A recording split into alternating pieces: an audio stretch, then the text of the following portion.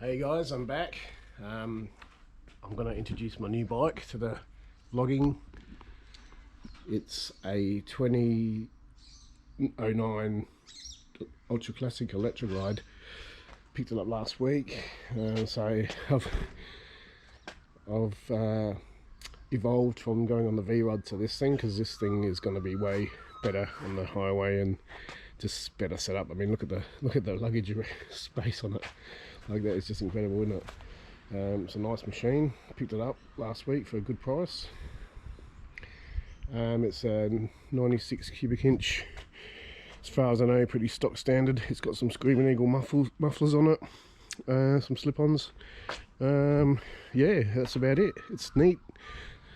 It's a big bike. It's got all the touring stuff on it, so yeah, it should be great. Now, while I'm here too, I'll just mention the fact that my helmet now has a internal mic, which I've set up yesterday, so hopefully the mic gets better sound, because I know that's one of the things that's let me down so far on my vlogs. But you know, it's part of learning. You accumulate stuff as you go, and you get to work out what works and what doesn't.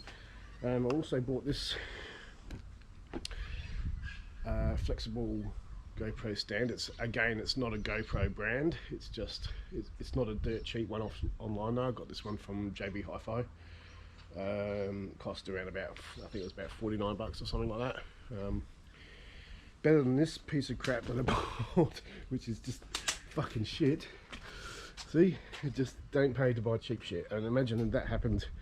Not that that's just one of those flexible tripods, but I've got to be mindful too that these plastic mounts I bought probably aren't the best either, because they're just cheap Chinese shit that you buy online, because the GoPro stuff's hard to find, especially when it's a couple of years old. Like the Hero 8, I've got this one, what I'm recording on now. I should have actually probably got this Hero 9. This was going out on special and I bought it, but in hindsight's a wonderful thing. Probably should have got the 9. Just comes with a few extra things, and it probably isn't much more expensive. So anyway, enough of that bullshit. So this is my electric ride. I'm going to do a ride today with my mate up to his brother's house. He lives out sort of Balaklava way.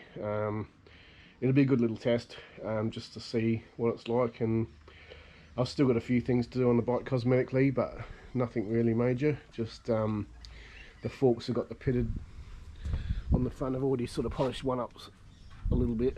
I don't really want a high gloss polish. I was actually just going to polish them up and just maybe get some clear lacquer put over the top. I've got some lens tinting paint, because I think that looks pretty cool when you do that.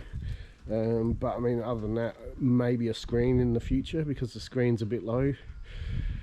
But this bike is so damn comfortable, like compared to this beast. But this beast has a purpose, and that's to go fast on. For a Harley anyway, it goes fast for a Harley. But other than that, yeah, I'm set to go. I'm just going to set up the camera stuff, and we'll see you on the road. Okay, so the microphone today didn't work, and I'm going to have to modify again, because the stupid thing was worse than just having the external. Could hardly hear me at all. So I don't know what I'm going to do next, but for this vlog, I'm just going to put in some music, and yeah, we'll work on it.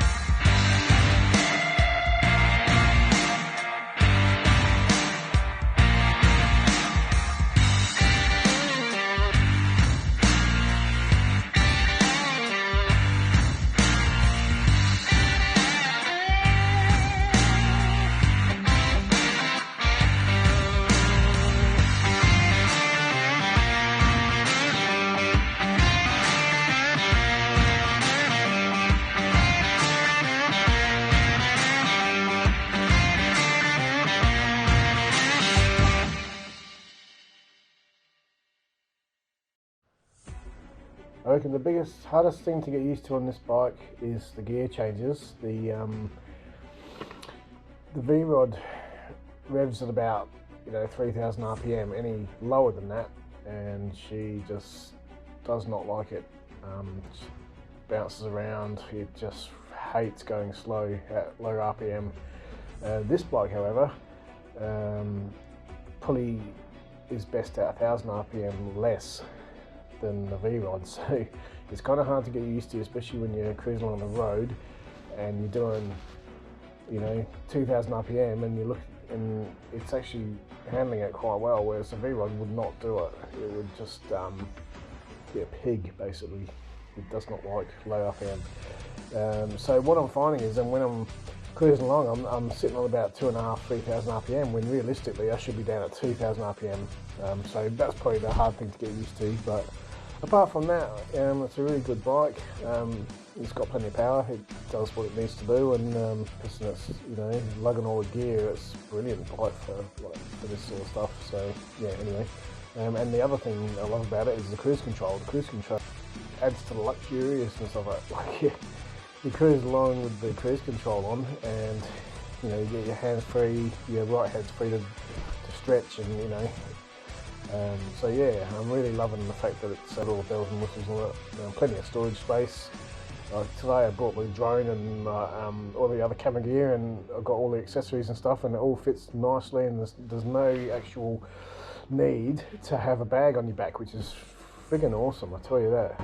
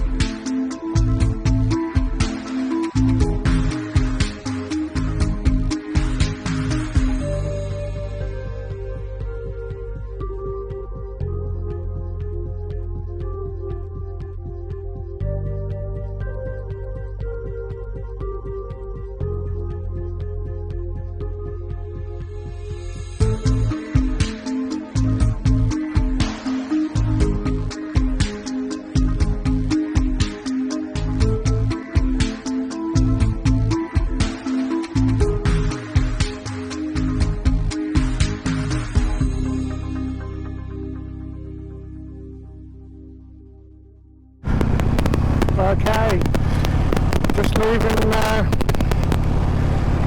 Dave's place, World Trailer, whatever the fuck it's called, I don't know. So yeah, it's been a good trip. I've got my backrest on now, so living the luxury. Beautiful. Bit of AC/DC cranking.